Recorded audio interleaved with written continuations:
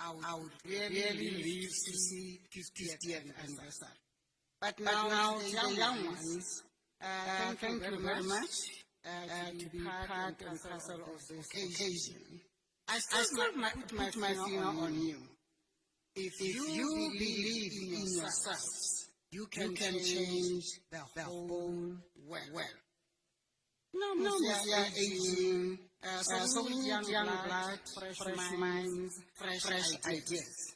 So I'm still putting my finger on you. Yes, the day of the 16th of June, it was the saddest day in my life up to date. But things change. Now I feel different. We need to move forward with responsibility. That is very, very important to me or to us. No, yes. You are a generation that can really make it happen. So I believe in you. Please make sure you do your best.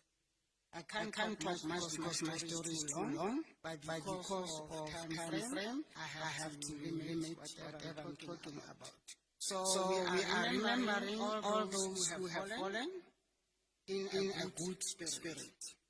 We know that this is a milestone. We at some point fall and trip, and as soon as we stand up and gasping ourselves, it's like, hey, what happened? We are still there. It's going to take us a very, very long time to reach our goals completely. So don't forget. All the blood that was shed was for you as the young adults today to get a better life, a better education. So we will walk with you all the way through as long as we are alive. Don't forget that you are the future, tomorrow's leader. Thank you very much.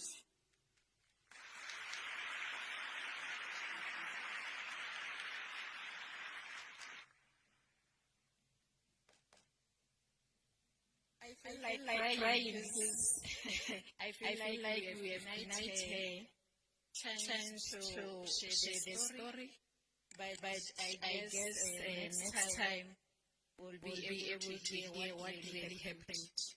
And I know there's a say that says nothing about us without us. So I hope that the little that she has shared us will take it home and start taking responsibilities about our future. So I'll move to the next presenter, which is the NYDA. I know that we've been waiting for them to hear what they have for us, and I believe that during the discussion they'll be able to respond to some of the issues that we have raised. I'm going to call Mr. Nyende. You only have 10 minutes. Oh, Miss. Yo, Doctor. Can we clap hands for him?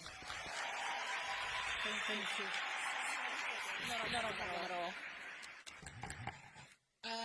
Good afternoon, everyone. I know all of you were expecting the NYDA to be present. And Speaker, I want to say to you, the NYDA has been here since morning. It's only the executive chairperson that only arrived late, but the apology was rendered earlier on, even I think on Saturday the apology was rendered because this morning we needed to go and employ over 1,000 young people that are going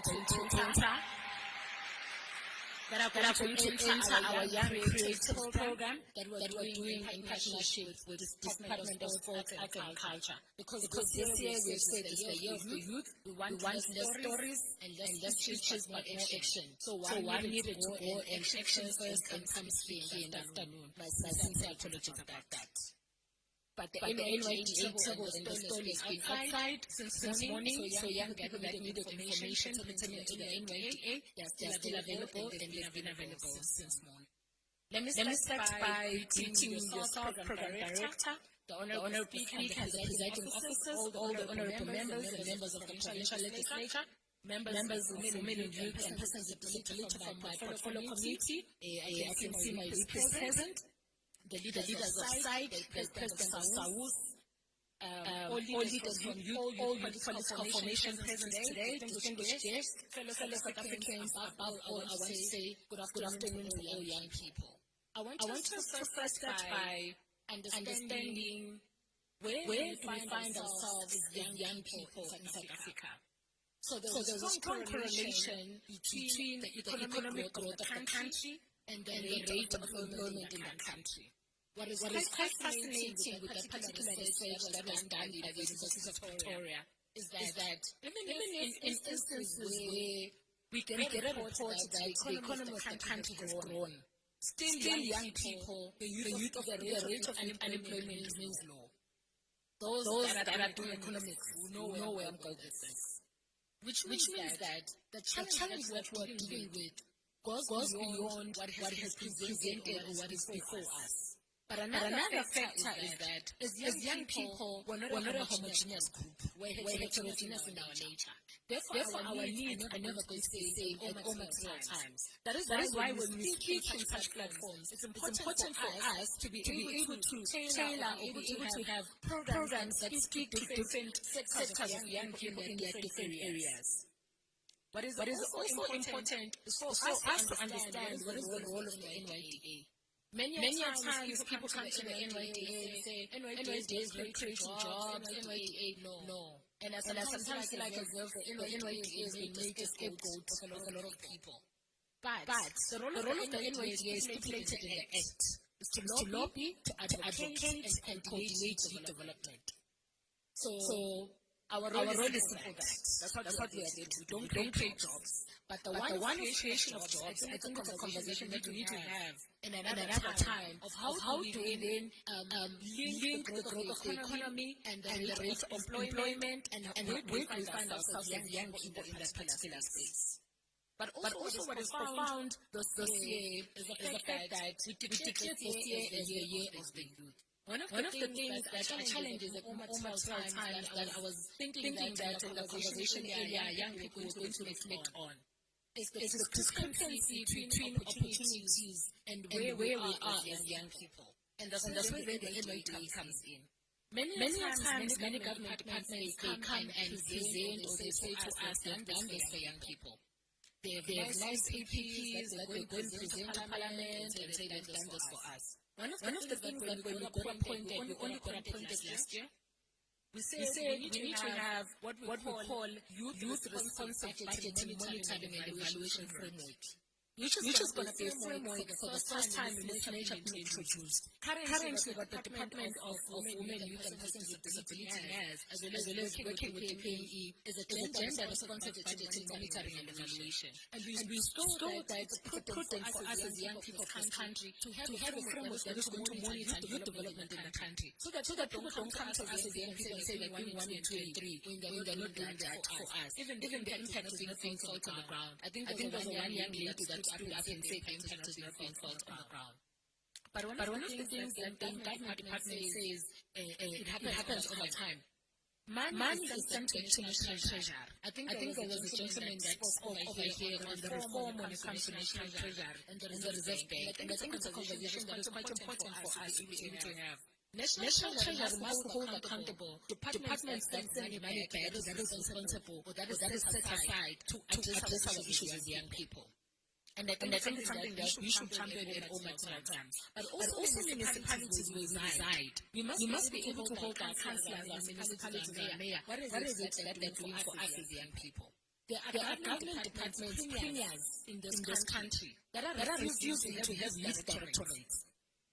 There are government premiers in this country that are refusing to set aside a budget for us as young people. Some of them, when they're having the youth directorate, they regard them as a risk, something that they don't take serious. What is it that we're saying about these things? And that's where the NYDA comes in, and that is why we have put in place a framework that is going to hold them accountable for those particular things. And we're also requesting the president in the KPIs of premiers, they must have a clear KPI of them reporting youth development in their respective provinces. And then that cascade down to regions, municipalities, and sometimes it's important for us as young people, given an opportunity, not to come here and speak about BGMs.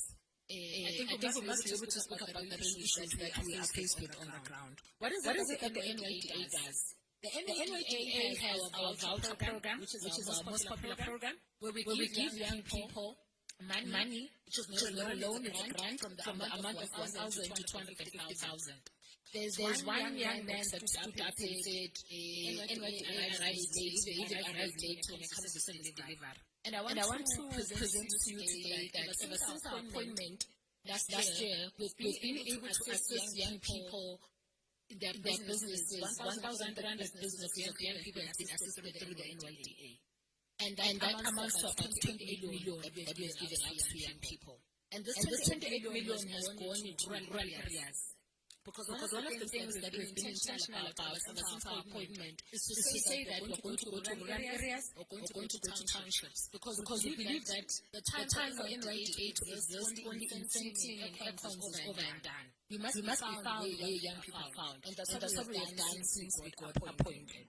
And our focus area is in agriculture, in the mining space, always in the digital and the innovation space. That's what we have done. But I think my youth and portfolio committee, I think at some point we must have a state of the youth address where the NYDA is going to account to young people in the country. What is it that they've done? Because many times we only meet now during June 16 youth parliament that didn't tell us to account what is it that we've done for you. But there's a lot that we have done.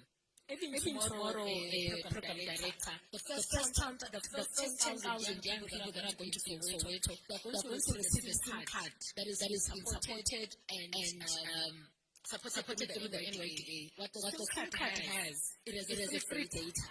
So this is going to allow young people to apply for funding, for job opportunities, and those that are doing their matric, they're going to get study guides. Those are going to be getting a zero-rated approach. Because one of the challenges that I thought some of you were going to speak about is how expensive data in South Africa is. You can't even buy 1 gigabyte. By afternoon, that 1 gigabyte is over and done with. So it then hinders us in terms of participating equally or at the same rate as those that can afford. It can't be correct that young people must choose between buying bread and buying data. Data is no longer a luxury, it's a necessity that we think that government must be able to provide for free. However, tomorrow, at the June commemoration, the first 10,000 young people that are going to be there are going to get this particular SIM card. It has a 10 rand free airtime, and then after you're going to apply for a job, every other learning, and living opportunities for free. You're never going to need to buy data for that. The only thing that you're going to buy data is for Instagram, because Instagram is not a necessity. It's a luxury. So for those particular things that you're going to get. But over and above that, some of you would have had the 100,000 paid opportunities that the NYDA is currently rolling out, supported by the President through the 1.3 billion. The 1.3 billion is set aside to assist young people that do voluntary work or any paid work so that they get experience. Because one of the challenges that we are facing as young people is when we're applying for job opportunities, we're being taught of experience. And over time, we've requested and shouted over the scope of any work experience that is needed. But we've taken the conversation forward to say that if a young person has gone to university, they have an honors degree, they have a master's degree, we don't want to level 5 jobs or level 4 jobs, and we don't want those things. Because we've proven beyond any reasonable doubt that we can think, we can comprehend, we can do every other thing. So we're saying that all posts that are currently being advertised from deputy director to every other thing, they must be given to unemployed graduates. Because unemployed graduates are a ticking time bomb for us as a country. And we need to be able to respond to those things robustly and decisively so.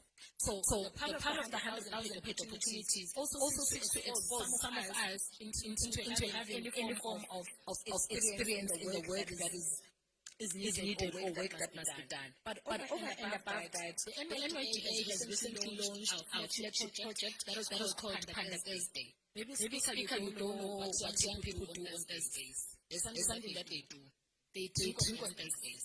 But we have said that we're going to move away from Thursday to Panda Thursday. This is where we're going to have collaborative efforts from all government departments. I heard there were young people that were seeking assistance in terms of payment funding. Social development, I know, recently made a call out for young people to come and apply for funding. But many a times, look at this opportunity when it's used for us. The challenge is they made easily accessible to us where we reside. So the whole initiative around Thursday is to bring services closer to where young people are at. We launched it in Sekunda, and we're going to be rolling it out going forward in the country. As a sit-down program director, I want to say to all of us, the generation of 1976 fought for freedom, where classrooms were no longer conducive for what they wanted. Our generation has a different struggle altogether, and our struggle is for economic freedom in our lifetime. But we're never going to attain those particular things if certain things or certain policies are still in place and not being eradicated in order for them to create a conducive environment for us. It's important for all of us to take such opportunities when they present to us, we grab them with both hands. The NYDA also has a program of preparing young people for jobs through helping us write these CVs. Because one of the challenges in 10 years working as government is how young people present themselves in their CVs. Young people sometimes struggle to comprehend and present themselves in their CVs. Some even when they are called for job interviews, they struggle to articulate themselves accordingly so that they get appointed. So the NYDA, through our job preparedness workshop and our CV writing, we're going to be embarking on a massive roadshow as we're preparing that. All the current vacancies that are available must be given to us. So if you are interested in some of the programs that the NYDA does, our table is outside, but also available on our ERP. You can go and register or go and visit your nearest NYDA branch. The NYDA is for young people, belongs to young people, and we're not going to be apologetic about it. I thank you.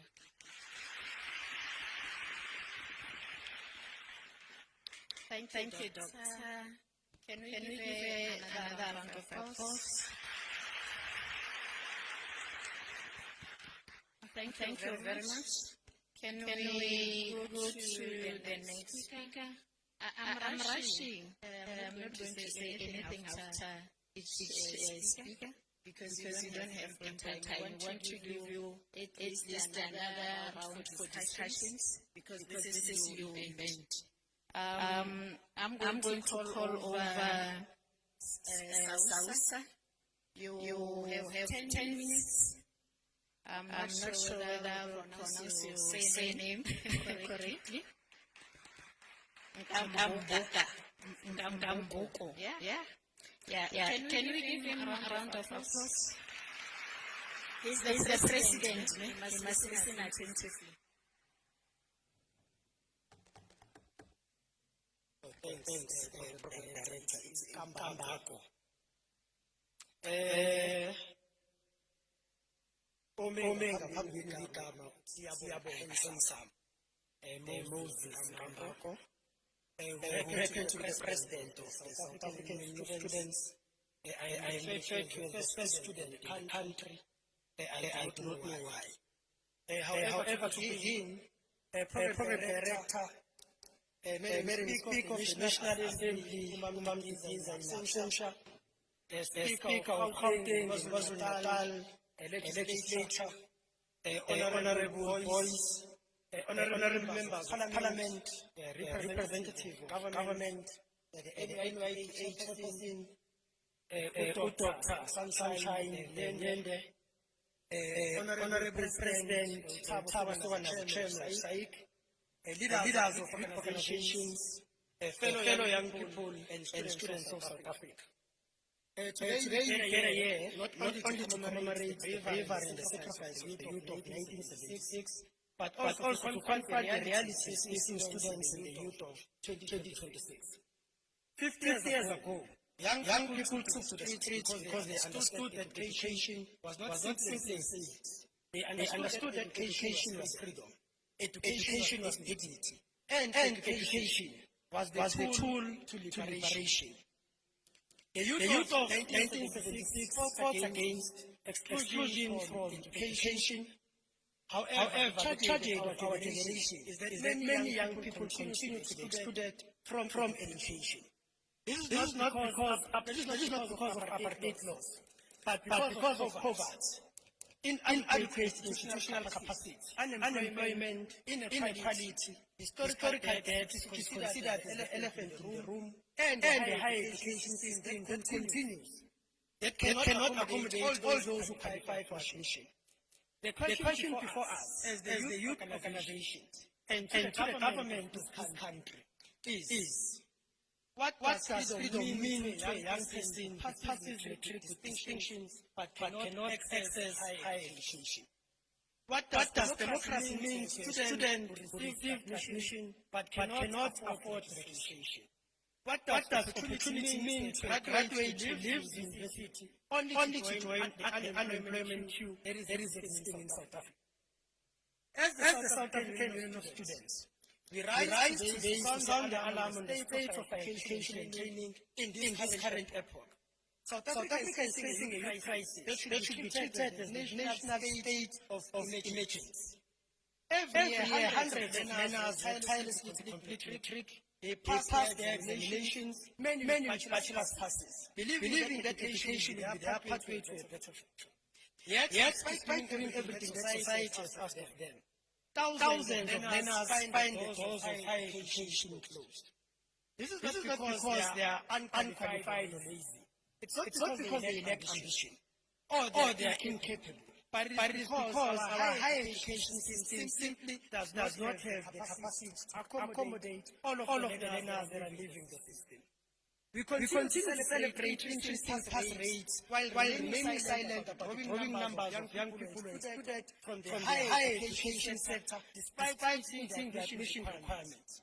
As a country, we must confront an uncomfortable truth. We have expanded exploration faster than we have expanded opportunities.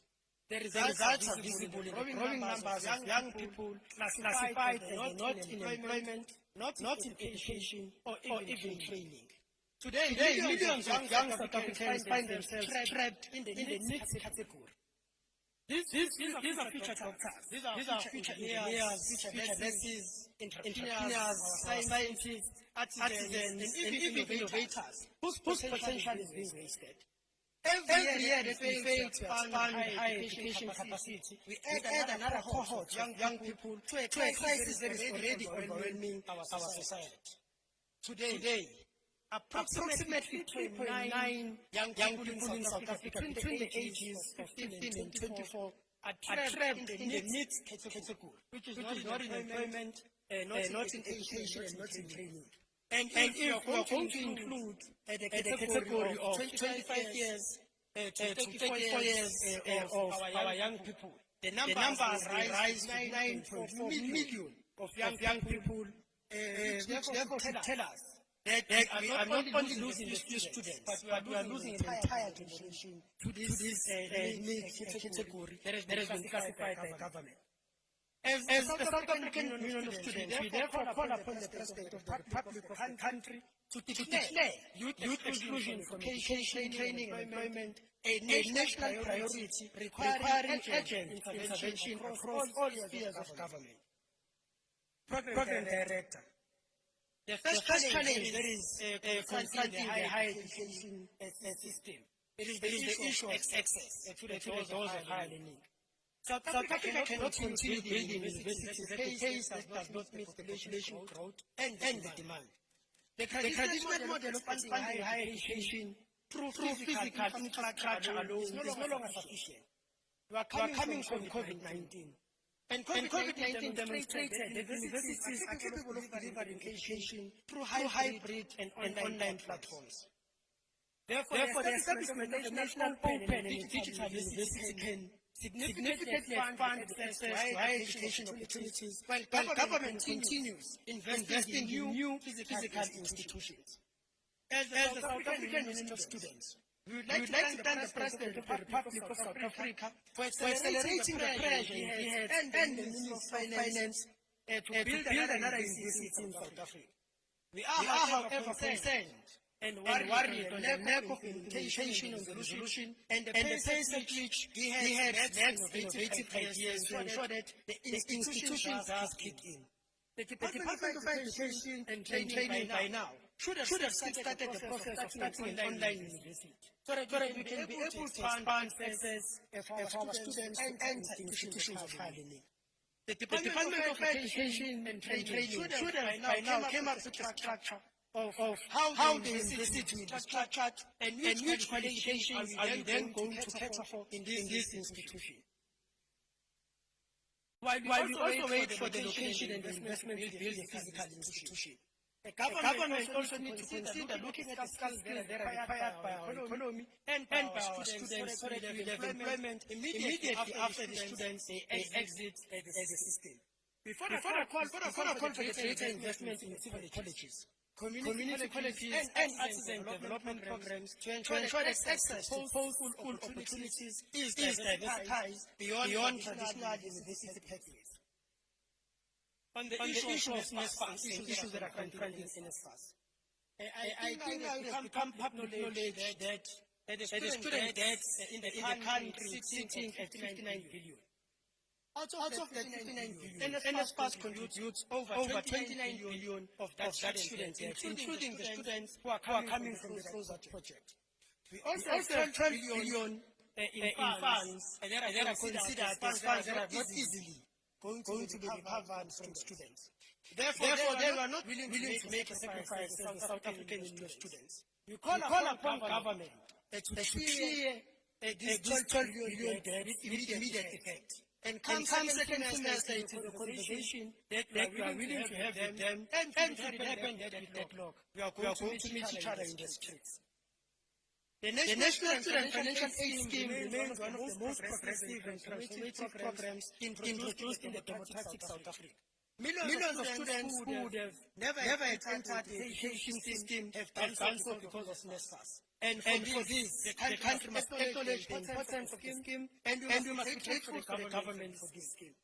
This clearly shows that the government has been working tirelessly to deliver service delivery to people who are especially students.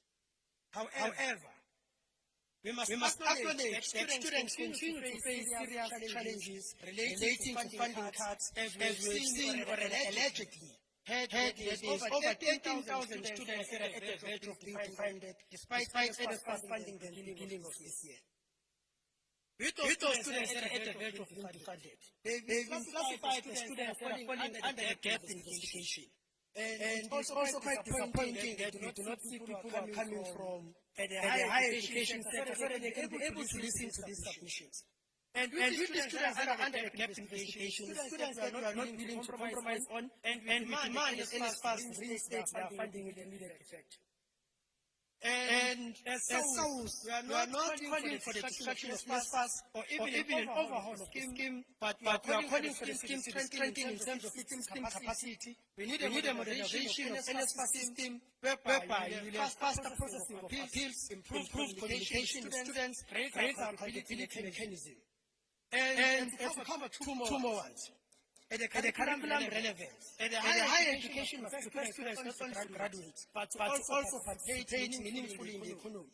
Too often, graduates leave institutions with qualifications, but without pathways into employment, entrepreneurship, and further development.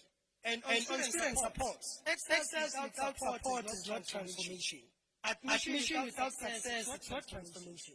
And registration without graduation is also not transformation. Student support must extend beyond academics. Students require academic development, mental health support, psychological services, career guidance, financial literacy education, gender-based violence support, disability support services, leadership development opportunities, and warning systems to identify the students at risk before they even underperform.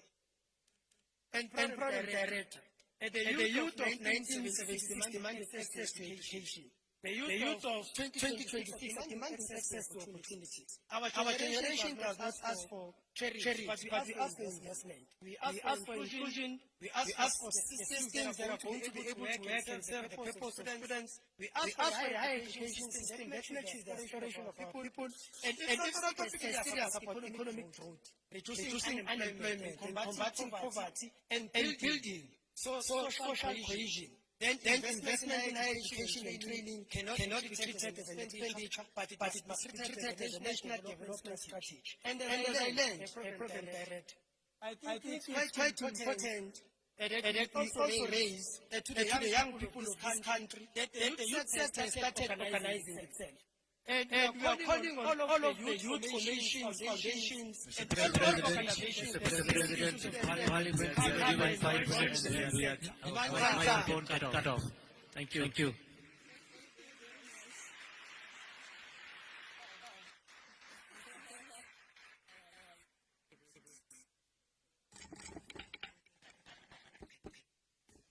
Thank you very much, President.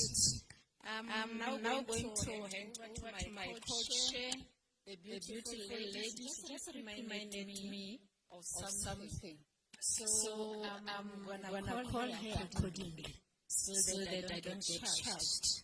I'm with Honorable Chauke Adonis.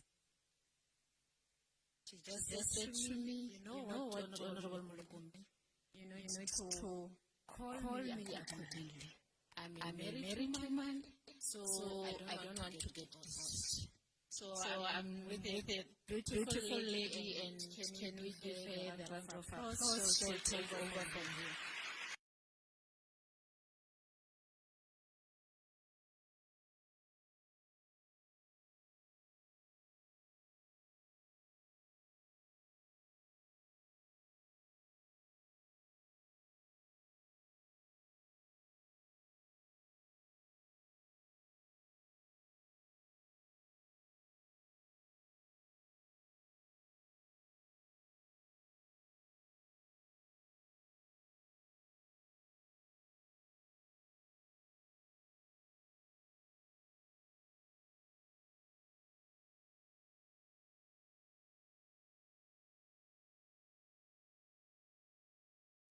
young people's progression and development. So as we move forward, we're going to request that our people's progression and development. So as we move forward, we're going to request that our speakers that come forward are mindful of the time. There will be 7 minutes allocated to them to give their presentation and their overview, and also to give us in terms of what the organizations do and where they see youth transformation, development, and inclusion going in this country. We will start off with SAIC, which is the South African Youth Economic Council, by I think Mr.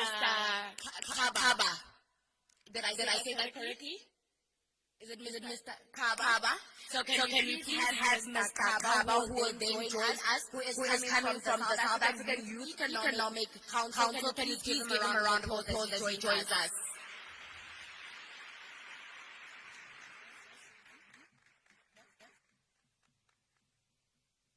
Can check if the representative from South African entrepreneurs are here?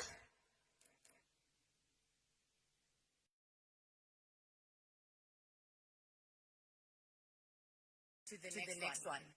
Okay. We are then going to go to the next organization. We do hope that SAIC will come. I think it's a very important institution that represents young people. Give me a second. My young people.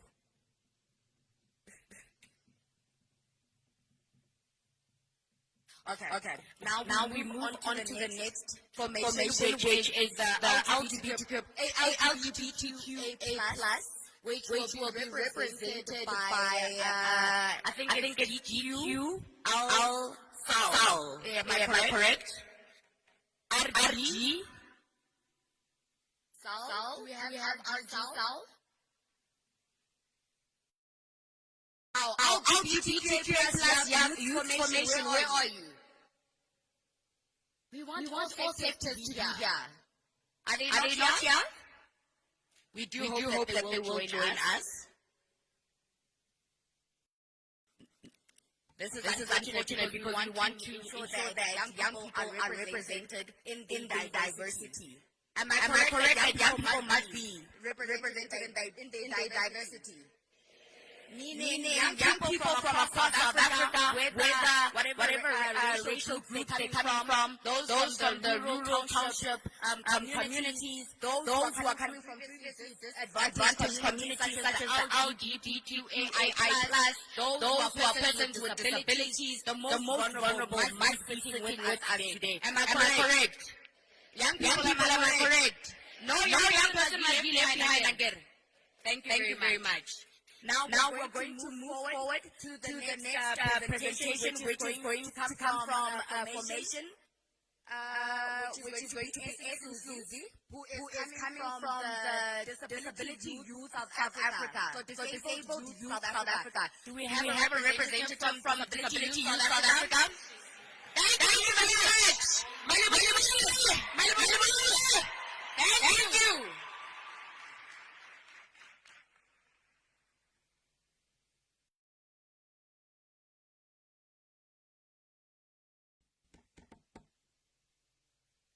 Thank you so much, Program Director, for that extension. Good afternoon, Program Director, honorable members of Parliament, distinguished guests, fellow youth leaders, ladies and gentlemen. Today we gather to commemorate the 50th anniversary of the 1976 Uprising, a defining moment in our nation's history when young people stood against injustice and demanded a future worthy of their humanity. The youth of 1976 taught us that courage is not the absence of fear. It is the willingness to challenge systems that deny people their dignity. As we honor their sacrifice, we must ask ourselves whether all young people in South Africa today truly enjoy the freedom of which they fought. Ours is simple. It is to infiltrate spaces that were not designed for people who look like me. Spaces where disability is often seen before ability.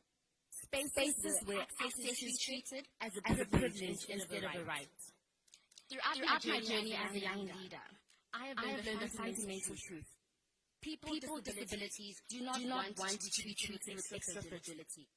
We want inclusivity. We want access in the same capacity as our non-disabled counterparts enjoy.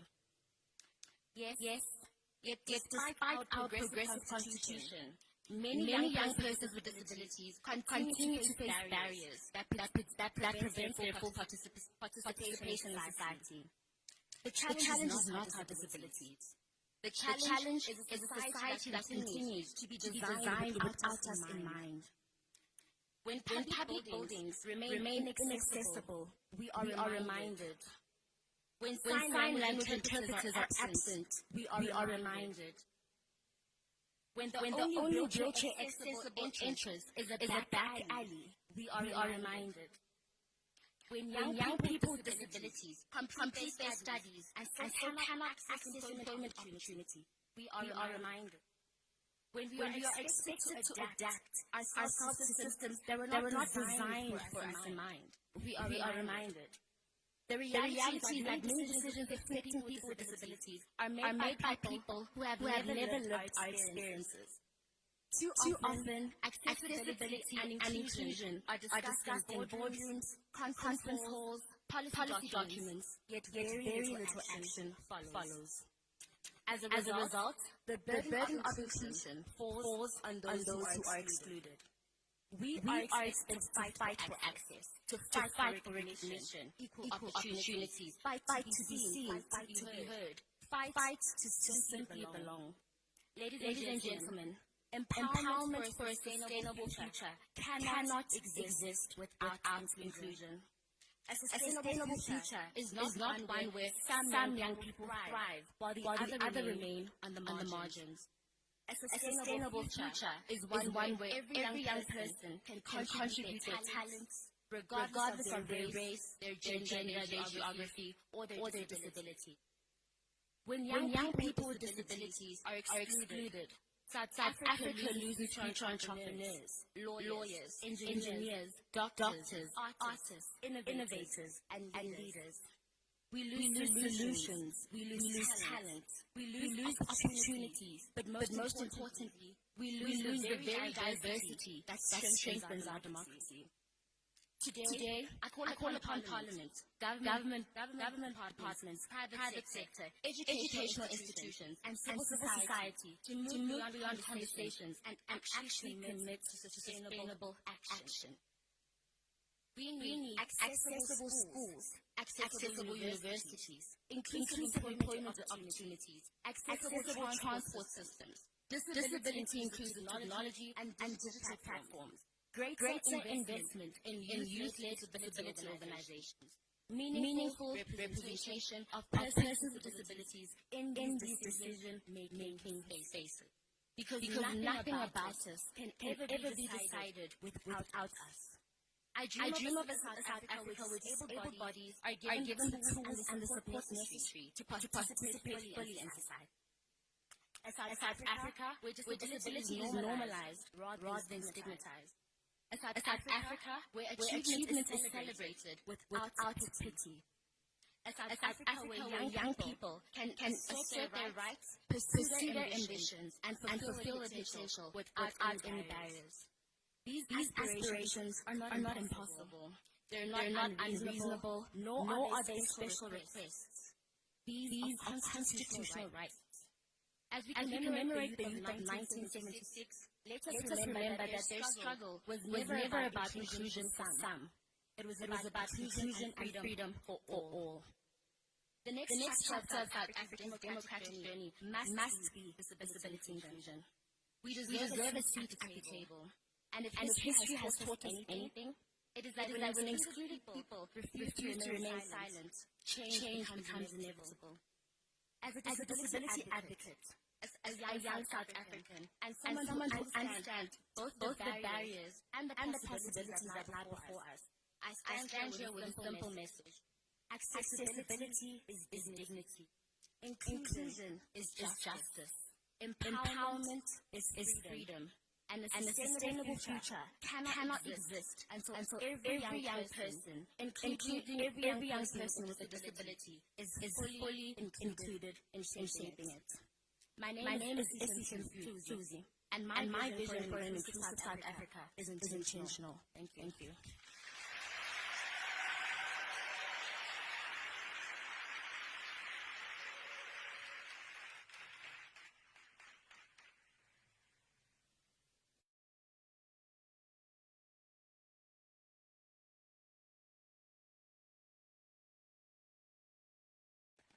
Can we please get another round of applause? This round of applause, once again, is for resilient young members of South Africa. Young South Africans who are saying, not in my name, but in my lifetime. A revolution must take place of inclusion, of access, and of development. So as we sit here, as you have debated and we've received presentations, we're going to go and open the session up for discussions. We're saying, give us the solution, the problems that you're faced with. We are sitting here as legislators. Tell us where there is a legislative misalignment, where you see where government needs to improve itself. So that more and more millions of young people can start to benefit. Young people must benefit from this democracy. Our constitution gives you that right. The legislation that exists say you must be included. You are no longer asking for a seat at the table. You are demanding it through your actions.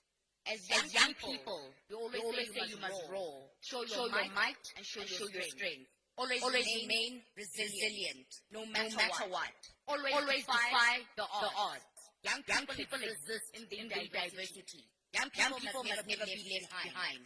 So as we sit here, you must look to your neighbor and say to the next person to you, that you and I will walk this journey, and I as a young person, shall not leave you behind.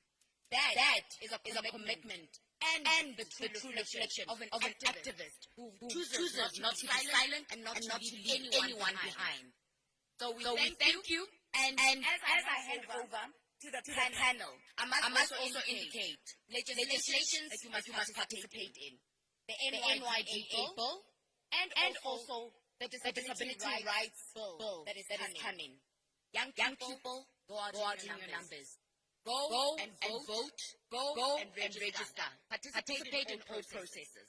We then open the session up to our honorable members, which is Honorable Bobe and Honorable Dlamini, who then open the session up. And I want us to also speak to the economic opportunities that you see yourselves accessing. Ask questions about how you can access them. Speak about the challenges that you have faced. I myself am the work in the portfolio committee of women, youth and persons with disabilities. And I will also give my email so that we can start addressing your reality issues as young people. As I present to you, please give them a round of applause. Honorable Bobe and Dlamini. Thank you very much.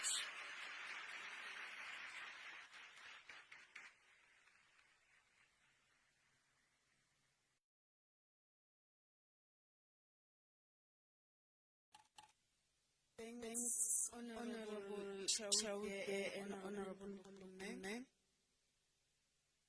Allow me to stand on the protocol already established.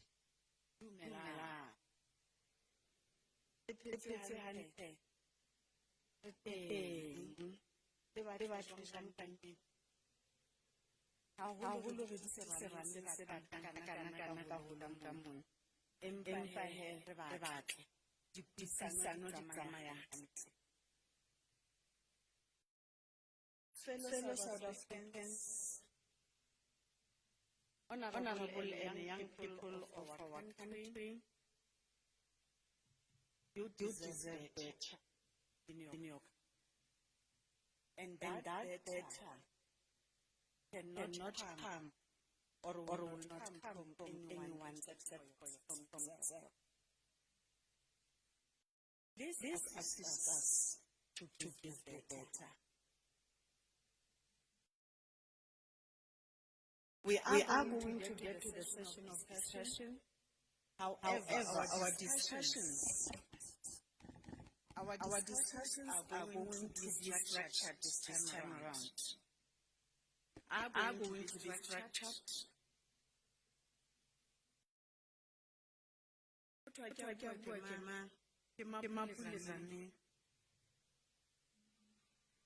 From Free State, Member of Parliament. It will be structured in the following manner. The discussions will be aligned to the presentation done now. Rather really look at the intelligence because most of your inputs were solution driven. Many times in this country, we like complaining. We like pointing fingers against each other. To a point that we forget we have a responsibility as South Africans to bring solutions to our problems. Unfortunately, around the world, the responsibility and mandate of government is to produce laws, provide services to the people of the country. Because the reality of the matter, Honorable Deputy Chair and Chair Frole, government cannot create jobs for all South Africans. It's a fact, and it is not possible. That's why we have to structure our education system from the basic to the tertiary to produce skills that this country requires the most. so that we are able to have graduates that will partner and work with government to bring about solutions to the challenges of this country, especially economically. Because when we talk economic challenges, it includes everything, be it health, be it social, be it education, everything. So we need young people like the ones who speak today earlier on and speak their minds. What was even encouraging, they even voted their own constitution. That shows that Africa or South Africa does have talent. We do have talent. Let us give ourselves a round of applause.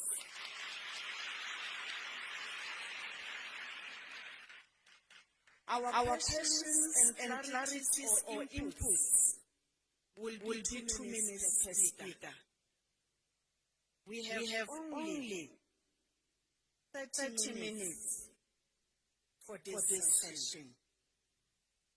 As we have explained, it's very cold here. People are starting freezing. But young people are saying the struggle continues. Honorable Ube will be the one who will be facilitating this session. Re tlo kopa fela tshebedisano mmoho ya lona ka nako. But Chair, I must indicate we are very disappointed as Parliament that most organizations, youth organizations, we invited here to come and speak to young people. They are not here. And those organizations are funded by the government. And that is part that we must deal with as Parliament when we go back. It can't be. Young people are here. They are crying that in their provinces, in their communities, they don't know this organization. As if they don't exist. And now, today it tells us why young people are so confused, frustrated, not knowing what to do. Because organizations that government invested money into them to service and assist government with the challenges of young people are not taking their work very serious. And that cannot be allowed. So we are going to go back and really handle this matter differently. It cannot be. And we would like to apologize on behalf of the presiding officers that are leading young parliament in South Africa that really we are disappointed we are going to correct this. In future, it will never happen again. But we are happy because the young people of this country have stood up and raised their issues and but solutions are amongst yourselves and with yourselves, not us. Leadership. The country is going down the drain. Because leadership is moved. So let us assist leadership to lead us. On those words, Honorable Kobe, come and facilitate. I'll be a timekeeper for those 2 minutes.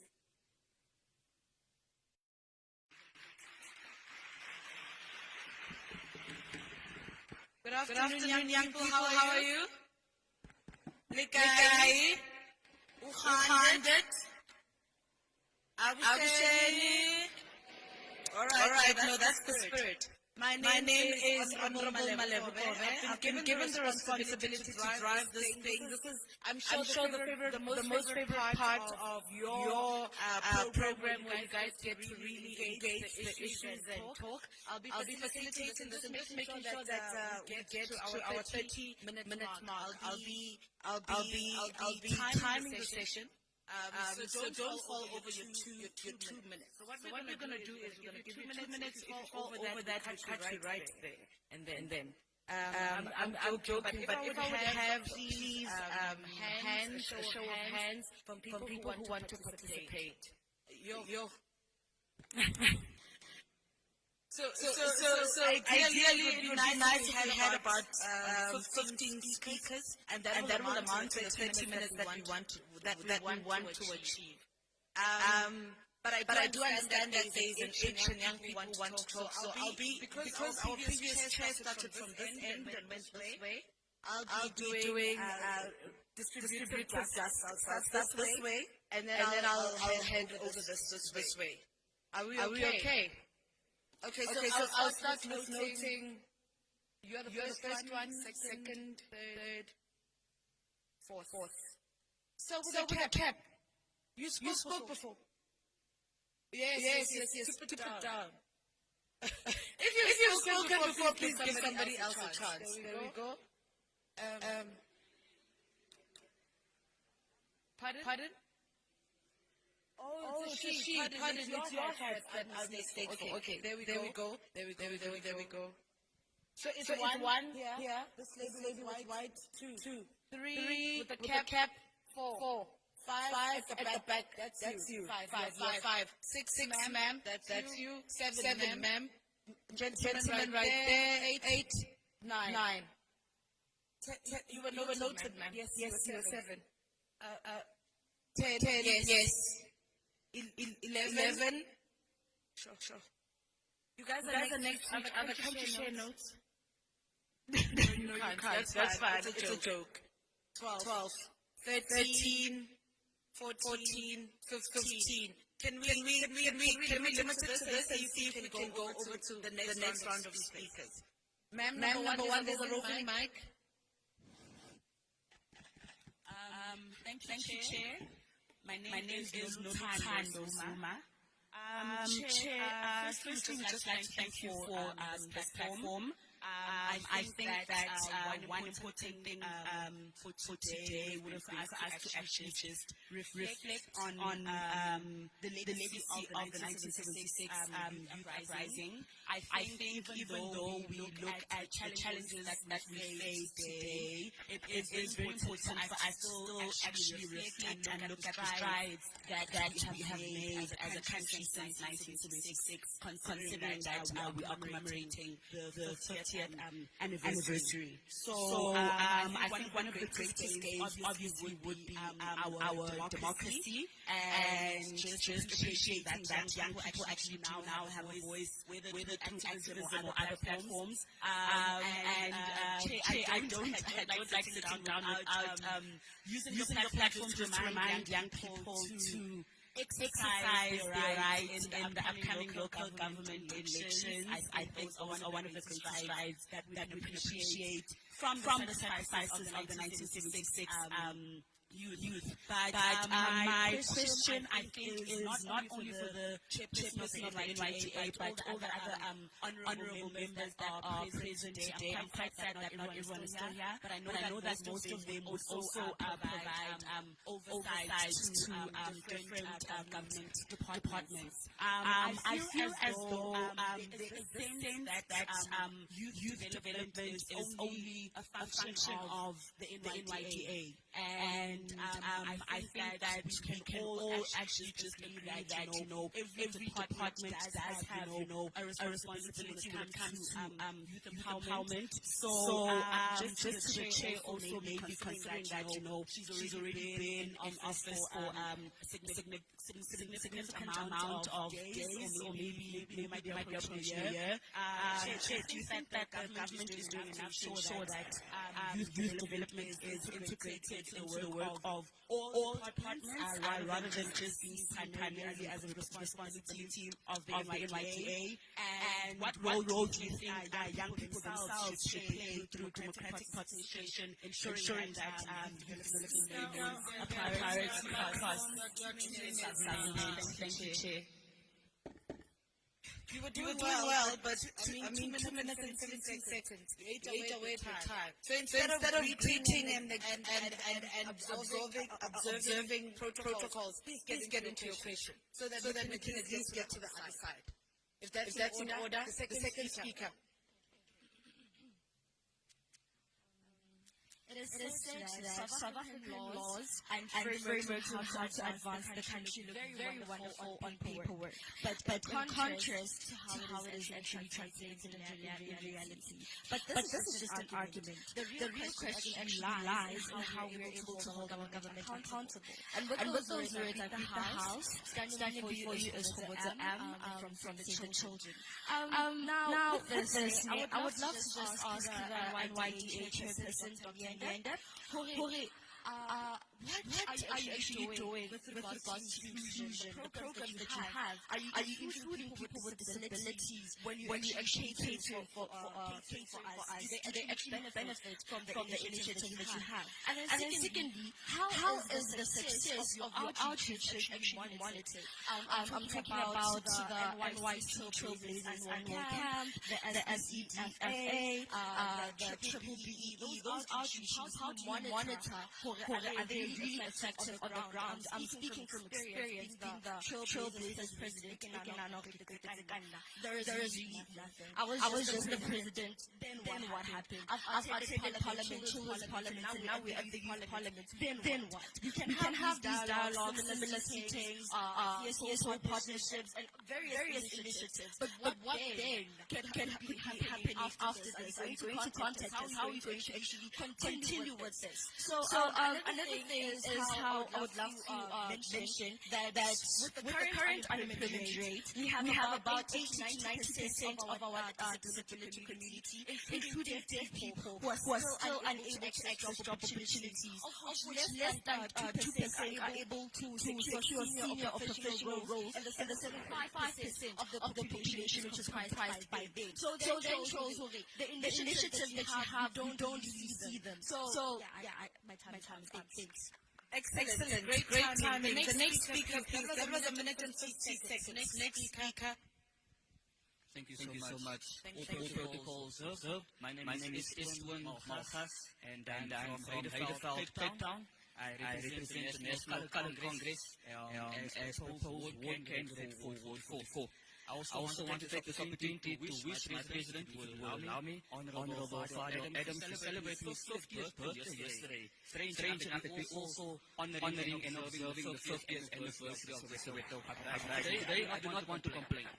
Today, I want to bring solutions to unemployment. Our manifesto states that we call for increased accessibility of effective operational skills development centers and even upskilling students on schools. I can only speak from my own experience. Recently, I have partnered with Nicolo Malan from the NYDA and managed to actually get 4 students from poor communities to actually go through their training skills developments, and they will receive funding to create their own businesses and create jobs for other unemployed. So I want to thank the NYDA for that opportunity. I'm also told that there are 6 other candidates from 2 other areas close to us. So thank you so much for that 10 students. However, we want to push some more through to the NYDA. There's also another success story, a young lady named Katie Lee Peterson, currently watching on YouTube, so all protocol observed. In grade 11, young Katie offered her service to be my personal assistant. By the time she matriculated, she not only had a matric certificate, but also, listen carefully, 2 years of experience in the office administration area. She was the only student on her entire high school with a matric certificate, but also 2 years experience in the office admin. Today she can apply as a secretary. Today she can apply as a personal assistant. In fact, she's today my personal assistant and secretary as well. As you wrap up. Yes, thank you so much. I want to find out I'm sorry, but 2 minutes is done. I'm so sorry. You shouldn't have wished anyone a happy birthday. You can move it over to the next speaker. In conclusion, thank you to the NYDA. We appreciate you. It's 2 minutes. It's crucial. Our deciding officers are leaving. And we want to get to as many issues as possible. I understand you want to shout out and family greetings, but let's get to the core of issues. We don't want to come here 16th of August again, 16th of June again next year, and we don't have resolutions. Please go ahead. All right. Thank you so much, Mahmoud. I'm going to go straight to the point. that our universities are having an available space of 180,000, and roughly we are having plus minus 850,000 students that are registered to write matrics this year, when we have students that were not taken last year. So we're talking about plus minus 1 million next year, competing for 300,000 or 280,000 spaces. So that aspect that our South President was speaking about in terms of increasing the universities, an aspect that the government needs to look at.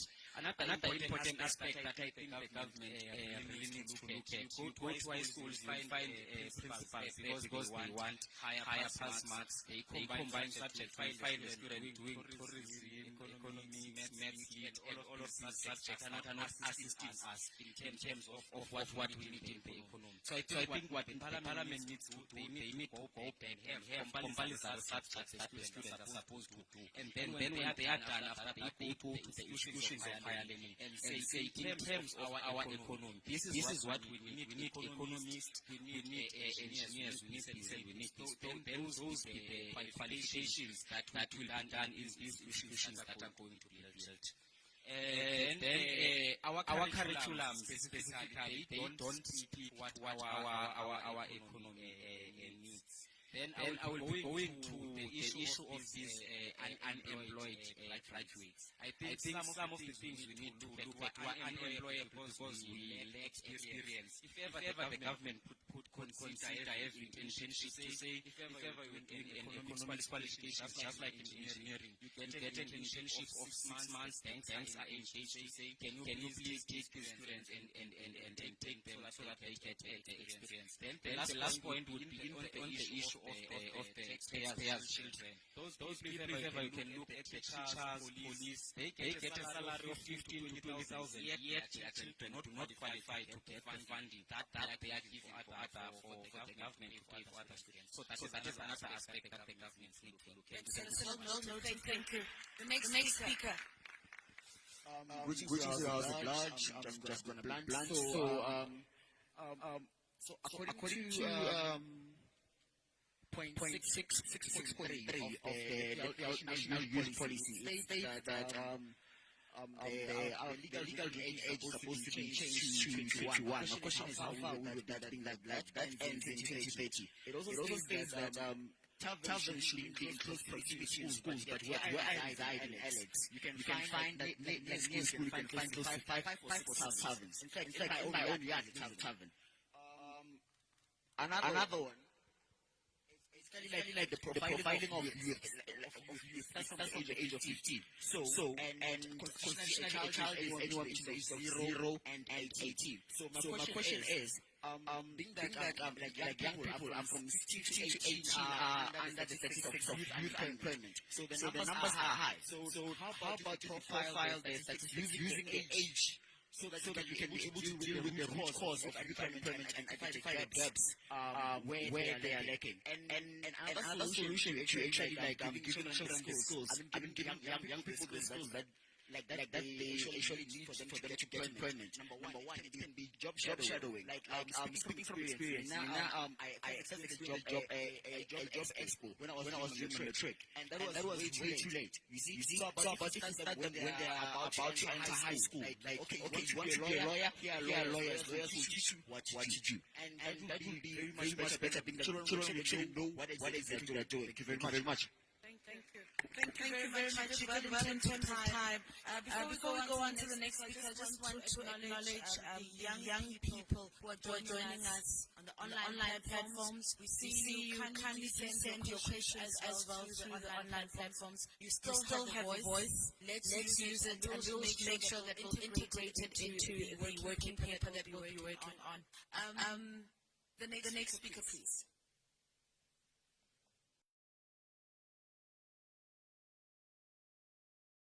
Do not have access to a mic?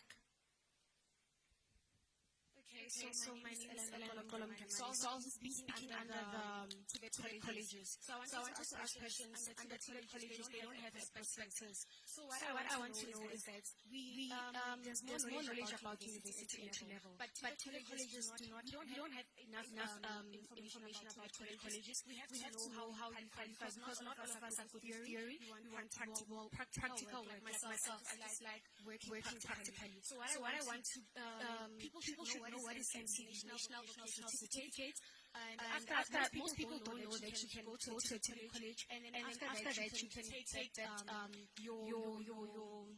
after obtaining the course that you've done, you can actually go to a university, but only technical universities. So what I want to ask is that when are those things going to be initiated, and so that we can create an evolving change. And then another thing is that we have limited courses that have been phased out, and there are new occupational programs, and we don't have much information about them. So I'd also like for the government to actually educate people, and then also in grade 9 prepare the career exposed. Tibet colleges are not exposed. Mostly know about the universities and whatever, and we're not only good. Not everyone is good with theory. So I would actually like for them to implement something for Tibet colleges, and also have recreational activities and extracurricular activities for Tibet colleges, because they also need to be involved. Because I'm a sports person myself, I play cricket, so I'd like those to be initiated in Tibet colleges, so they can play. Everyone has a right, and then university is not the only. Yes, education is equal, but not the same. We all need to.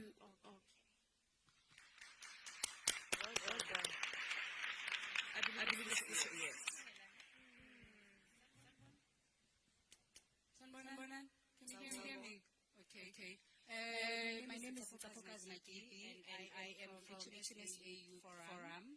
So firstly, I want to say, if we take anything out of this discussion today, with unemployment and national crisis, I think we all need to agree on that as young people, that we somehow need to find a solution around youth unemployment. And what was interesting today was that HNSAU Forum took to the Premier's office to deliver a memorandum that speaks about how the youth of Gauteng are crying regarding unemployment.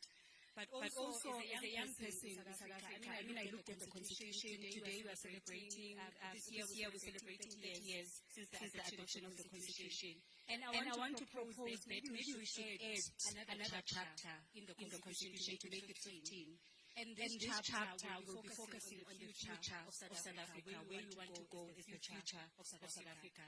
Traditionally, when we are reading the Constitution, it reads as a document that is in defense of a state that no longer exists, but it doesn't give us guidelines or even a blueprint of where South Africa is supposed to be going. And I think as young people of this time, we need to challenge ourselves and say, how does the next 30 years of South Africa look like, and what is our contribution towards that discourse? Thank you so much. Good timing.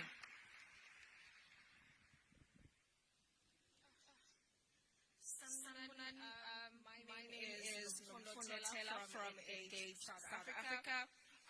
We are a non-profit organization that works with young people, specifically high school age, and basically deal with syndication and youth advocacy. And so our work is stationed in Gauteng, Mpumalanga, and the Northern Cape, particularly in the underserved communities, right? And so our main struggle right now is how do we get access to government? Our main funding sponsors are internationally. Canada funding doesn't so. We struggle a whole lot to get into government spaces or partner with government entities. So this is particularly for Dr. Sunshine and Honorable Adonis to let's have a conversation to see how we can partner, because we are open to partnering, because we also realize that the funding landscape is quite narrow.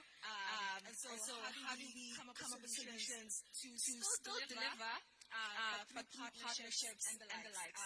And this is given to the other departments, how can we get into those spaces? Because our work is primarily in high school spaces, and we have a perfect example of our work is this young man who's now a very SRC started with us and built that foundation. And right now he's a young leader in his spaces, and he's just continuing the work. And so we are an organization that is solutions driven. We work with young people and help them solve community issues within their spaces, their communities, and help them identify how they can put in the work instead of looking outside, but channel it from the inside. Thank you. I think we didn't have those two presentations. They failed us, but we've got young people who are willing and who just want to come during a question and answer session. Because nature does not allow a vacuum. Someone's going to stand in the gap, and thanks for standing in the gap. The next speaker. Thank you. My name is Dean Barnard. I'm the National Secretary of Bolton South Africa. Today I want to keep very focused, all protocol observed, solutions. Last year we were represented in the Youth Parliament, and we asked for policy submissions, but to date we have still not received any indication of what has happened with these recommendations, all these solutions that we brought up last year. So that's something I want to talk about. I have three key messages. As young people, we can't talk about employment without talking about dependency. As young people, we are dependent on opportunities. We are dependent on education. We are dependent on loan repayments on that education. We are dependent on social welfare through social relief grants. That dependency is something that we need to change. That is something that we prescribed in the policy document that was last year as well, and that's been reformed for this year as well, that I have prepared. It first starts by having special economic zones that prioritize youth jobs. So it would be a quota system put into place that 25% of all jobs within these economic zones would be held by people between the ages of 18 and 35. The second point to that is that there needs to be township opportunity zones. We need to develop the township economies. That is the backbone of South Africa. We cannot rely on CBDs and cities to be a place of opportunity. We need townships to become those safe havens and those places where people do not have to move from their homeland under the gaze of having to find employment opportunities. And then funding youth and businesses. That is another thing we outlined. We need to get rid of the red tape around small SMMEs, because as young people we don't have an idea problem. We have a problem with government not allowing our businesses to scale up and employ our peers. But I want to finish off, because we don't have much time left, in saying that youth parliaments also need reform. We need it to be a place where we can come together more than once a year and only be reminded of youth parliaments when it's June. The same way DBV only gets spoken about when it's Women's Month. It is something that we need to meet up with every 6 months to know exactly what is going on, where these policies have gone, where our submissions have gone, and what solutions we can find through that. Thank you very much. Thank you very much. We've got one hand. Before I move over to the next speaker is a physical platform, because we only have 4 minutes. I only have 3 minutes. I'd just like to acknowledge one of the speakers on the online platform. I'd like to acknowledge their hand and maybe let that come on.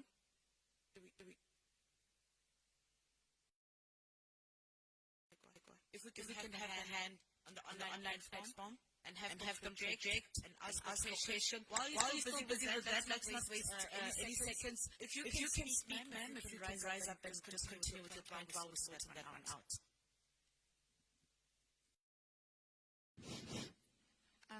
Good afternoon. My name is Angele, and I am a youth representative from the African Christian Democratic Party, the ECDP. And mine is very short. I want to say that we've got great minds in South Africa. Our young people are not lazy. Our young people are not stupid. our young people just lack opportunity and platforms and a chance to be given in order to contribute. May I ask that this youth parliament structure, which supposedly is led by the Young Parliamentarian Steering Committee, engage young people before the youth parliament itself for co-creation of the structure, so that young people can dictate how this youth parliament runs and this government. Because it cannot be that we come year in, year out to yep. Right now, as we speak, I don't know if anyone is taking notes. I don't know if anyone is taking resolutions of all the 30 hands that have gone up, that when we come next year, we are not repeating the same thing over again. And then my other thing is that with the national voter registration, can we stop encouraging young people to only go and vote, but can we also start encouraging young people to take up space and be councillors in their own regions, in their own districts? If government is not going to create jobs for you, you go and take those jobs yourselves. You go and be councillors. Let me tell you something. You don't need much to become a councillor. You only need to be above 18 years old. You will learn on the job. They are not doing the job, so take their jobs. Young people go take up space. Don't just go and vote for them to go and sit and earn money and do nothing. You go and be councillors. Go and register to become councillors and be the change what you want to see. Thank you. Well done. That was good. While we're uploading, can I just ask, by a show of hands, how many of you are registered to vote? Sure. Is this all? Are these the people who are going to take the jobs from councillors? I mean, this is not enough, South Africa. We really need more people to really vote. We need to start changing each other into registering to vote. It is unacceptable that young people, those who are eligible to vote, of course, are not registered to vote. That needs to change so that we can go and take those jobs. I'm just going to acknowledge the SASF head of presidency 99. Please do open your mic and register your question.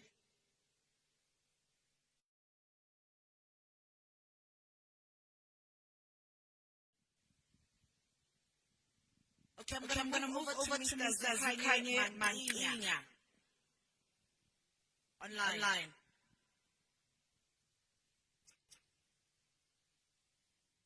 Okay, while you're still sorting yourselves out, there is... Okay.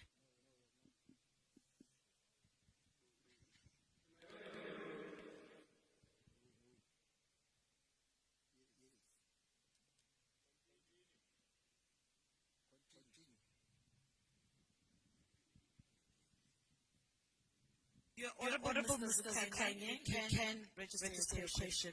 The assembly is listening.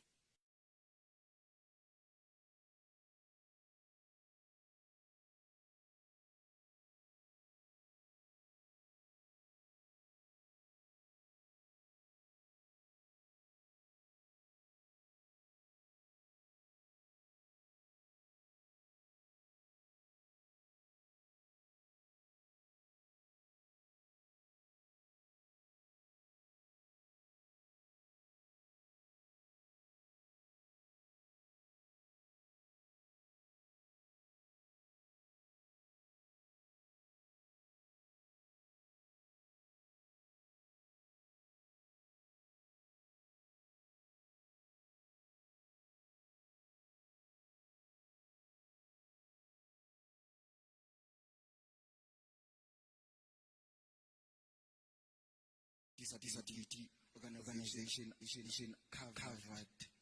She mostly emphasized on inclusion, and inclusion cannot be divorced from accessibility. So, honorable members, it is on this grounds that we recommend that it's about time that South Africa should, especially through its legislative mechanism in terms of Section 221, ratify the marriage treaty. So why am I saying that?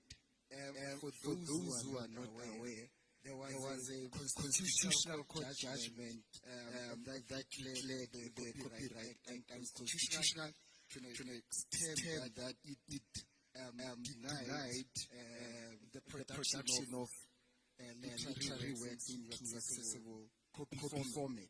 So to cure that effect, the constitutional court read in the weight from that particular convention that I'm standing here today to emphasize and to submit to the legislature that having been endorsed by the Apex Court, I think it's about time that we as the country also ratify the marriage treaty, because that will also provide framework in terms of which we can then 10 seconds. Really? Yes, time. As you wrap up? Yes. So as I wrap up, we indicated that digital inaccessibility is a huge problem. So we should, in fact, the legislature should consider, I submit to the registrar of this house that the legislature should consider ratifying the marriage treaty. Thank you very much. Thank you very much. I'm just going to give, my apologies, my sincerest apologies. I need to give one more speaker, and because we haven't had anyone with a form representing learners, I'm going to give them an opportunity. And then we're going to hand it over. I will recognize you in a minute. And then we're going to hand it over to Dr. Sunshine from the NYDA to respond to most of your inputs, and then we're going to wrap it up and close the session. I have not recognized you. I have not recognized you. There is.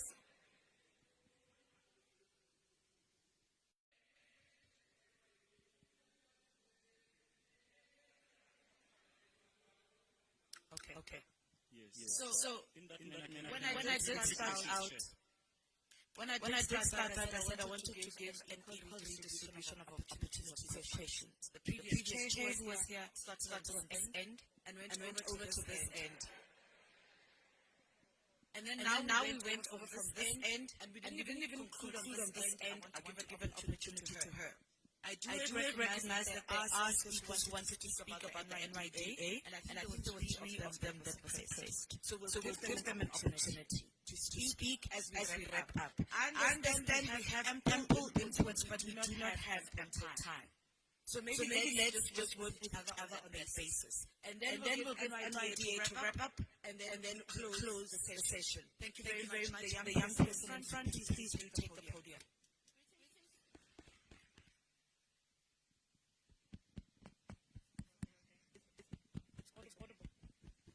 Greetings to one and all. Today is a stand before you as we celebrate the 50th anniversary. We should not only look at how far we've come, but how much work still needs to be done.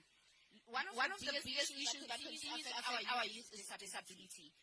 However, disability shouldn't mean inability. Many young people living with disability continue to face challenges such as unequal access to quality education, inaccessibility in environment, social inclusion. This raises an important question. Can we truly say we have honored the legacy of 1976 if some young people still continue to face barriers to education and opportunities because of disabilities? Going forward, we must strengthen inclusivity, education, provide accessibility, increase awareness, and ensure that equal opportunities are provided for every learner. As we celebrate today, let us remember that true progress is achieved where every young person is given an opportunity and not left behind. Under a minute, excellent. Thank you.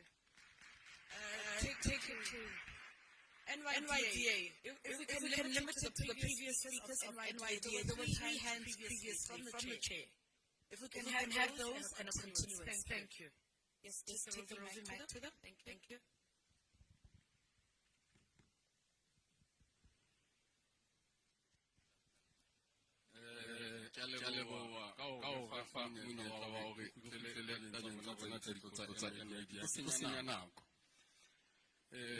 Representation NYDA, Matata Akagiana. It was being regime. I assisted 30 young participants to register themselves into NYDA portal. So then they can receive an outreach program, business management training. Yes, the presentation is all well and wonderful being paid. But on reality, when you go to branch service, in Vryheid and NYD branch service does not even have a branch manager as we speak. Does not even have a business instructor as we speak. They've imposed only the issue of the actual date to do an outreach program to those young people who we promised to give them training in business at NYD. As I law as well, we still have NYD will come and tell you can process and finalize your application in a space of 60 days or 30 days. Loan as well, outstanding application to apply and grant also come back to the So, thank you very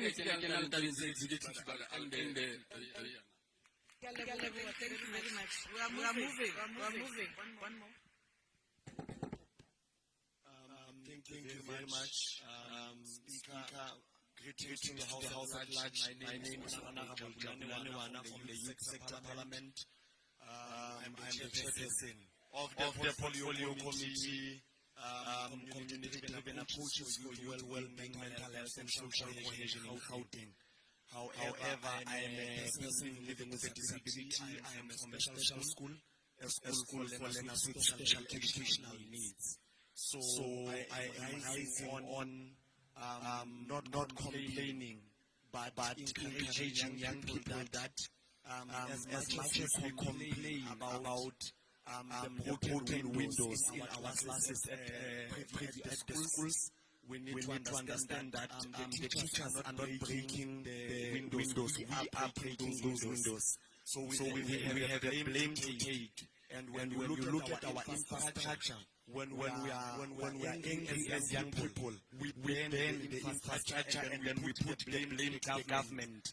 The government is doing their part. We also have got a responsibility to protect what is our disposal. So as young people, let us be vibrant young people who are ready to take responsibility and accountability and protect what is ours. And then let us remember that when we go back to our respective communities, let us teach young people that freedom goes with responsibilities. You don't have the right to write on the wall that Jabulane was here 2017. The government has the responsibility of giving you those things. We have a responsibility to protect those things. Thank you very much.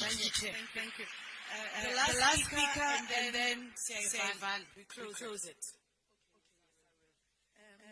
Sanbonan. Check, can I please be protected? Yes, you are. My name is Zonke Vilagazi. I'm the first national deputy secretary of the ANC in Greater Johannesburg. I thought maybe we must not end the session before I say this. Last week, hundreds of young people marched to Trek after we were made aware of the death of Ngadla. And after we did the picket, we received numerous messages from young people saying they have been affected by the same treatment, and it was not the first time that a young person died in Trek, right? So that case showed us the seriousness of unemployment in our country. And as I stand right here, I'm going to ask or demand that the Parliament, through the Protocol Committee of Labour, Employment and Health, have a public hearing with Trek, the families of Ngadla, the unions that are attached there, to ensure that the justice is served, because it cannot be that young people are suffering from treatment, that they are being exploited only because they are unemployed and they are desperate. I think the employers have seen this and they started weaponizing unemployment. And it cannot be, if there are legislative reforms that must be done, let us have that public hearing so we ensure that the policies are amended if there needs to be any, and the justice for Ngadla. Thank you so much. Thank you, Chair. Just the last speaker, we've got a few seconds. That guy who's by. Hi. My name is Rosa Lerato, educator at the primary school, public school. I would just like to let everyone know that the youth that's sitting in front of us, yes, teachers are struggling those individuals who are unemployed, we are teaching the kids who cannot comprehend because the parent does not understand anything at home when you're doing homework. That's the first point. The second one is that the government has not given us enough skill schools for our learners who do not understand the basic of learning. We have education system that is going caps, but we are not given enough resources. We are still teaching as we were in 1976 with a chalk in the board. It is not a chalkboard, it's a whiteboard. While other countries are advanced, kids in primary school and other countries are more advanced than our kids in secondary school. Kids in school are going to high school without having the basic skill of reading and understanding. Comprehending is a serious issue in school. I can relate to what Sir has said. As educators, we are struggling in school because the government does not see that. Unemployment creates problems in the school environment. Thank you. Amanda, awethu. No, thank you. Program director, thank you. I've been raising my hand for too long. And also as a qualified unemployed teacher, I can attest to that. Speaker, today as we speak, they are students that are hold stage by private, public, mid-C and RISE. In the University of Pretoria, in the University of Tshwane, and other institutions. Because the NSFAS has given them a directive that no students must pay admin fee and also top-up fees. But they insist of making students pay. When we go and pick us outside their residence, they call us Iron Security Technical Force to shoot at us, Speaker. When I was in hospital, when I was arrested, no one, even the parliament, we wrote to the national parliament, including the portfolio, including the university education branch, but they are not assisting us. So we are saying that the members of parliament they must intervene because currently is going to be a recess and those students will be hold those stages. They can't move. Why NSFAS is quiet? Why can't use the illegal imitation to make sure that the rest public and tribes that they are bullied because they bully us employers, they are held accountable. We as the students will never be allowed to be bullied by those ones. And a speaker, one thing that you must do, Speaker, next time, please allow the youth to speak. We can't have members of parliament they say fast we have to go. We are here because of the youth and we want to leave our frustration to them because they are the ones who are in charge there. Why they can't tell office of Honorable Minister Butumaname we're contracting that means and telling Butumaname come to rescue. He doesn't do anything.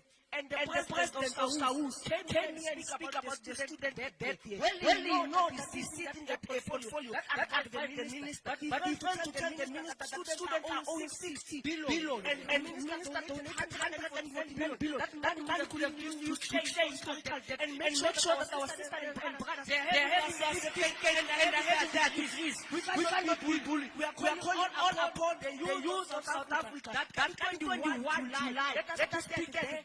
At the Department of Higher Education Pretoria to fight this system. Away two.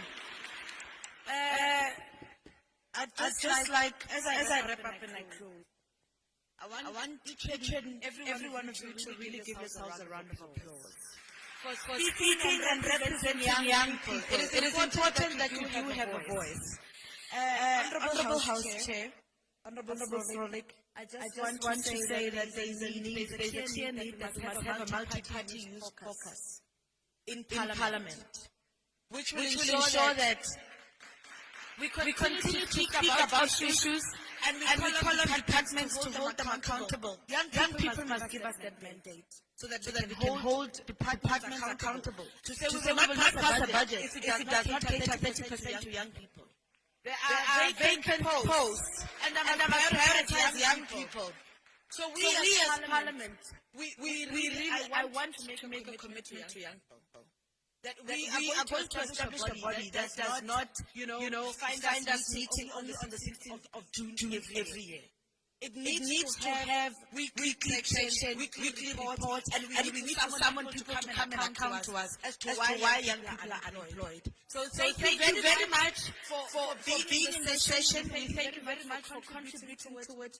I call upon the Honorable Prolic to come and close the session. Thank you very much for your attention. You've been excellent.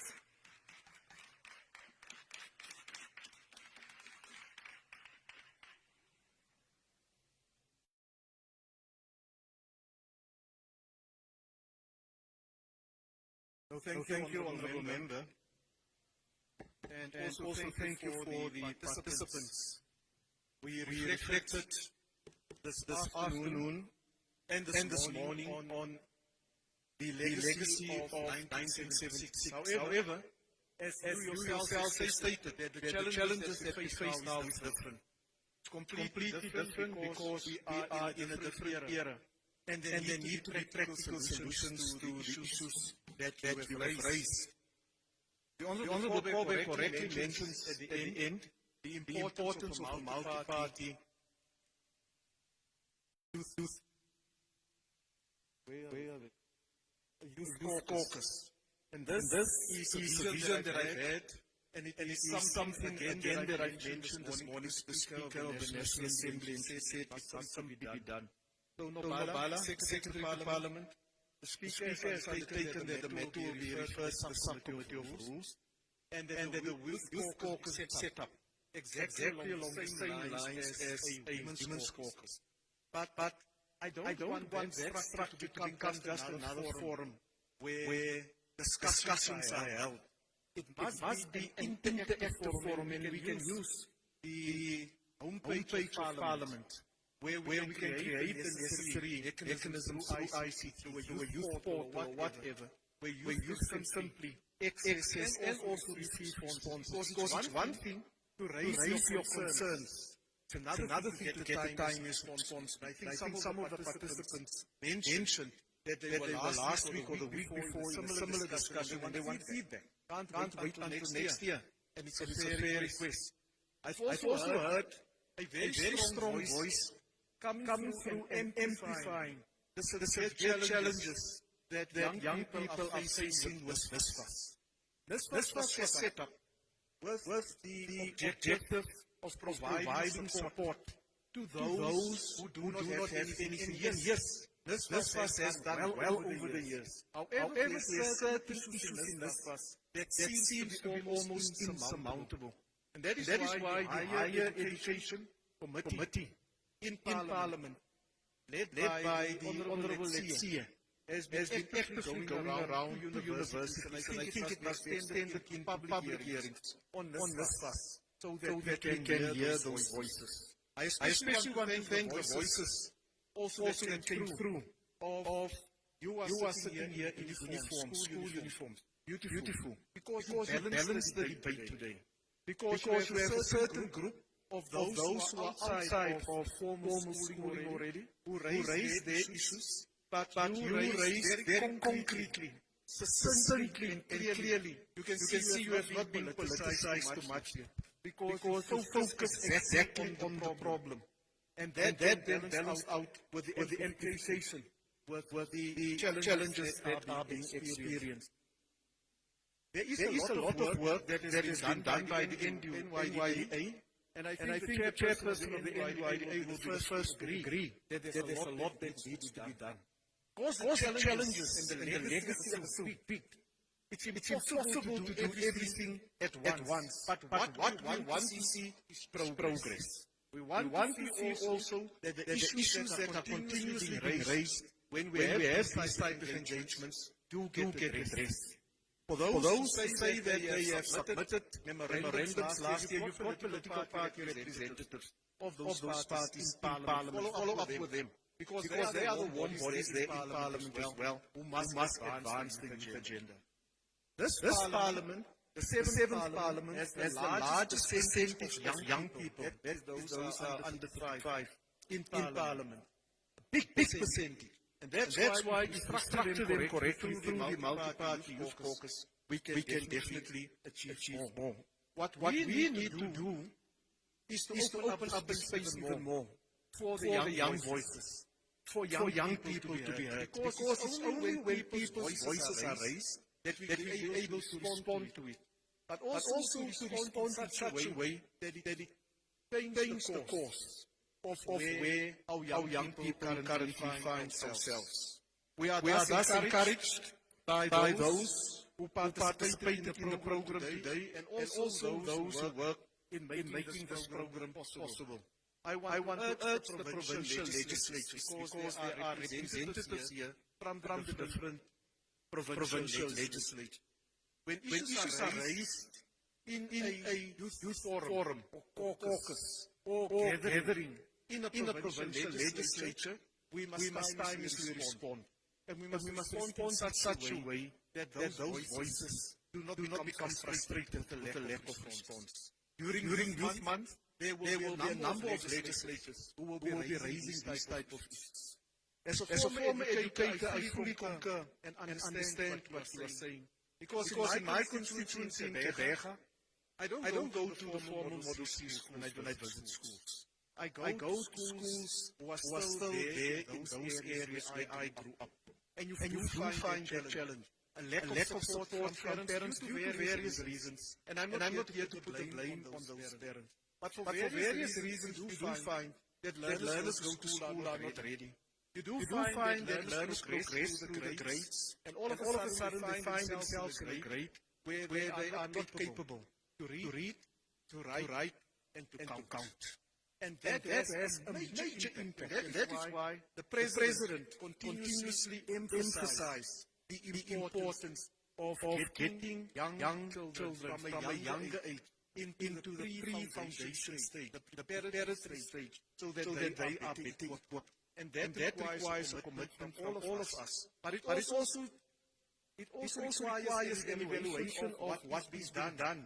Is it indeed having the impact that we want to see? Because the worst crime that you can do to a young child is for a child to move through the phases. And at the end, the child is not equipped to take up his or her rightful place in society. And we'll carry that specific message over to the Basic Education Committee so that they can work with the other committees in the different provinces to monitor and ensure that what the intention of the government is indeed being implemented. And you must please provide your details to us so that we can do a direct follow-up with you. With those few words, I can assure you that is being raised today. It's not in vain. It's important that we do create forums so that politicians, and they don't come from one political party. These young members of parliament come from all the different political parties in parliament. But there's one thing that I respect of them, is that when we deal and discuss these issues, now and then we find the political voice coming through. But generally we focus on the issues that will advance the discourse. And if that is the building blocks that we are putting in place, then I can see a bright future for the young people in South Africa, where young voices are articulating what young people are experiencing. I am too old to articulate those voices effectively. I can provide the guidance to them, but they are in perfect position to see through and to follow through on what is being raised there. I want to recognize a few people. They can come forward as I call them, so that we can just give them a small token of appreciation for their presence here today. Thank you, Rias. And I want to invite Mr. Chairman from the South African Youth Council, Dr. Nyende. See, we're not angry at you.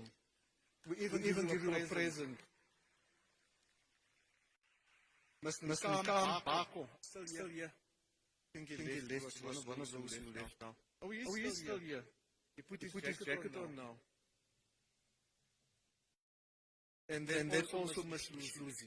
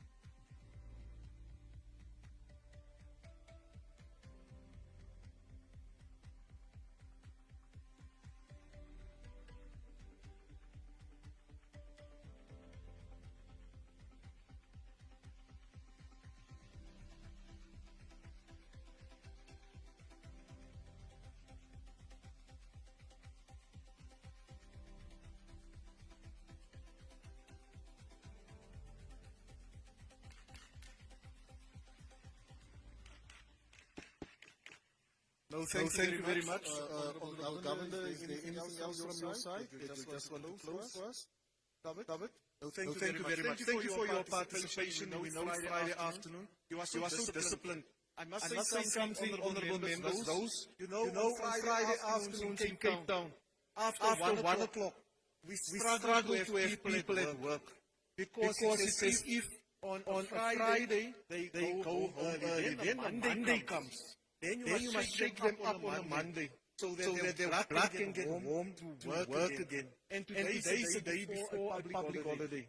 And then the national youth event is taking place tomorrow in Soweto at the stadium. And I would like to see a situation where ordinary people, ordinary young people, just go and attend the event. So whether it's Friday, whether it's a long weekend, whether it's a Monday before a long weekend, you have shown to us that your commitment is something that we can count on. Thank you very much.